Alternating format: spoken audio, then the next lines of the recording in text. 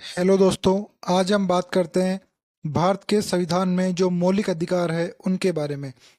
हम मौलिक अधिकारों के बारे में लगभग 50 सवालों पर चर्चा करेंगे। यदि आपको सवाल पसंद आते हैं तो आप वीडियो को सब्सक्राइब कीजिए, लाइक कीजिए और कमेंट कीजिए और वीडियो को पूरा देखिए, क्योंकि पूरा देखोगे तभी आपको पूरे मौलिक अधिकार समझ में आएंगे। सबसे पहला सवाल है, भारत के संविधान में मौलिक अधिकार किस भाग में वर्णित है? तो इसका आंसर होगा भाग 3। भारत के संविधान के भाग 3 में मौलिक अधिकार वर्णित है। अगला सवाल, भारत के संविधान में मौलिक अधिकारों की कुल संख्या कितनी है? तो भारत के संविधान में मौलिक अधिकारों की संख्या है जो 6 है, किंतु पहले मौलिक अधिकारों की संख्या 7 थी। 44वां संविधान संशोधन अधिनियम 1978 के माध्यम से संपत्ति के अधिकार को मौलिक अधिकार से हटाकर उसे विधिक अधिकार बना दिया गया, अनुच्छेद 301 के अंतर्गत। अगला सवाल है, मौलिक अधिकारों की प्रेरणा भारत ने किस देश से ली है? तो मौलिक अधिकारों की प्रेरणा भारत ने संयुक्त राज्य अमेरिका से ली है। किस अनुच्छेद में समानता के अधिकार का वर्णन है? तो आर्टिकल 14 के अंतर्गत समानता के अधिकार का वर्णन किया गया है। अगला सवाल है, किस अनुच्छेद में अस्पृश्यता को समाप्त करने की बात की गई है? तो इसका आंसर है आर्टिकल 17 के अंतर्गत अस्पृश्यता को समाप्त करने की बात कही गई है।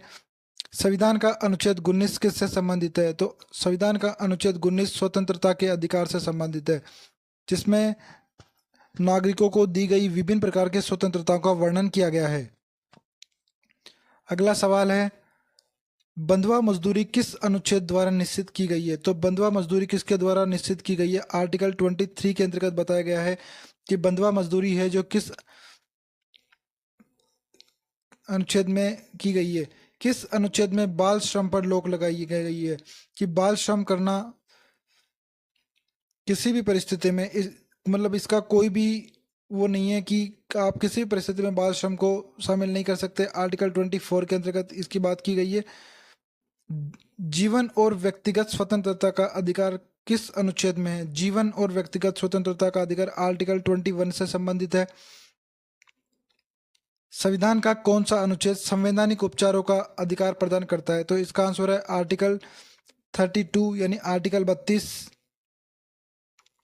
मौलिक अधिकारों का को लागू करने हेतु किस न्यायालय में याचिका दायर की जा सकती है? इसका आंसर है उच्च न्यायालय और उच्चतम न्यायालय यानी सर्वोच्च न्यायालय के अंतर्गत हम दोनों में ही इससे संबंधित याचिका लागू की जा सकती है। संविधान के अनुसार उपाधियों का उन्मूलन किस अनुच्छेद में किया गया है? तो आर्टिकल 18 के अंतर्गत उपाधियों का उन्मूलन किया गया है। किस अनुच्छेद में धार्मिक स्वतंत्रता के अधिकार का वर्णन है? तो इसका आंसर है आर्टिकल 25 आर्टिकल 25 के अंतर्गत है। अल्पसंख्यकों को शैक्षणिक संस्था स्थापित करने का अधिकार किस आर्टिकल में है? तो आर्टिकल 30 के अंतर्गत है।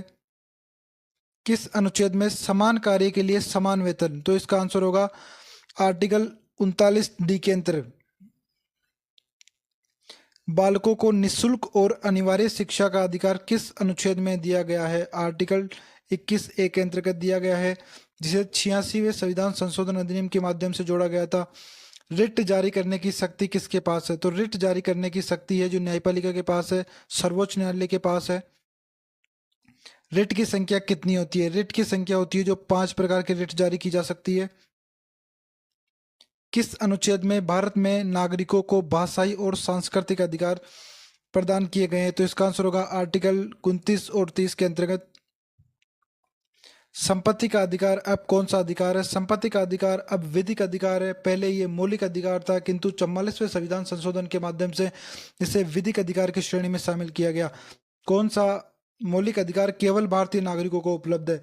तो आर्टिकल 19 केवल भारतीय नागरिकों को उपलब्ध है, जो स्वतंत्रता का अधिकार है। न्याय की दृष्टि से समानता किस अनुच्छेद में है? न्याय की दृष्टि से समानता है जो आर्टिकल 14 के अंतर्गत शामिल की गई है। किस अनुच्छेद में सार्वजनिक स्थलों पर समान उपयोग का अधिकार दिया गया है?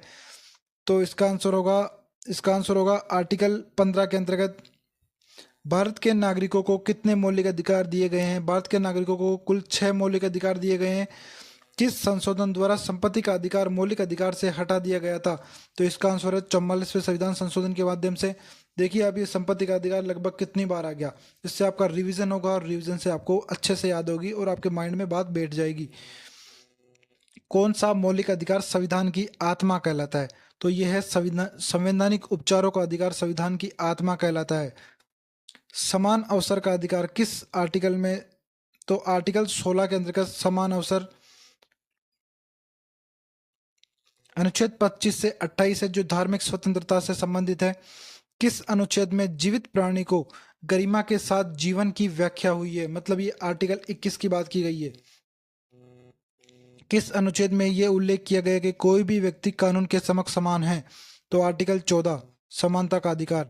निम्न में से कौन सा अधिकार केवल नागरिकों को प्राप्त है, विदेशी को नहीं? तो यह है भाषण और अभिव्यक्ति की स्वतंत्रता का अधिकार। किस अनुच्छेद में यह प्रावधान है कि कोई भी व्यक्ति 2 बार एक ही अपराध के लिए दंडित नहीं किया जा सकता? तो इसका आंसर होगा आर्टिकल 20 के अंतर्गत। हेबियस कॉर्पस रिट किसके लिए प्रयोग की जाती है? तो इसका आंसर होगा अवैध हिरासत के विरुद्ध जारी की जा सकती है। कौन अधिकारों की रक्षा करता है? तो भारत की न्यायपालिका मौलिक अधिकारों की रक्षा करती है। नागरिकों को सार्वजनिक रोजगार में अवसरों की समानता। तो अवसर की समानता किसमें है? आर्टिकल 16 के अंतर्गत। लोक नियोजन के विषय में अवसर की समानता, आर्टिकल 16। संविधान में वर्णित मौलिक अधिकारों की प्रकृति कैसी है? मौलिक अधिकार सकारात्मक भी है और नकारात्मक भी है, दोनों है। मतलब भारत के संविधान है जो सकारात्मक और नकारात्मक दोनों प्रवृत्ति रखते हैं। संविधान में दिए गए मौलिक अधिकारों का उल्लंघन होने पर कौन सा अनुच्छेद सीधे सुप्रीम कोर्ट जाने की अनुमति देता है? तो आर्टिकल 32 सीधा सुप्रीम कोर्ट जाने की अनुमति देता है, और आर्टिकल 226 होता है जो सीधा हाई कोर्ट में जाने की अनुमति देता है। शिक्षा का अधिकार कब मौलिक अधिकार बना था? सन 2005 में इसे 86वें संविधान संशोधन के माध्यम से जोड़ा गया था। अनुच्छेद 22 किससे संबंधित है?